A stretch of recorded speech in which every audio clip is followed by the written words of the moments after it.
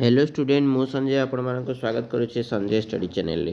तो बर्तमान आपण माने देखि परथिबे board of secondary education Odisha Cuttack तरफ सिटी रो आपण मानकर एग्जाम डेट टी आपण मानकर फॉर्म फिलअप डेट टी पब्लिश हो जाइछि। बर्तमान आपण माने देखि परथिबे DElEd exam 2025 first year back second year and second year back पई आपण मानकर फॉर्म फिलअप स्टार्ट हो जाइबो।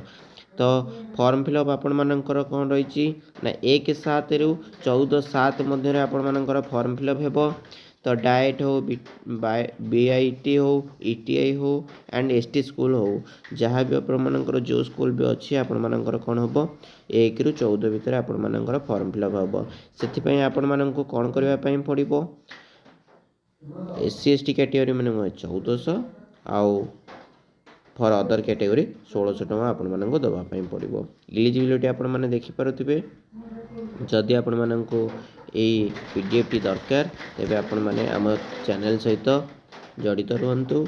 A candidate who fails to secure 45 marks either in the internal assessment or external assessment, the theory copy shall be allowed to clear the internal or external assessment. The case may be 3 consecutive chances following the first appearance.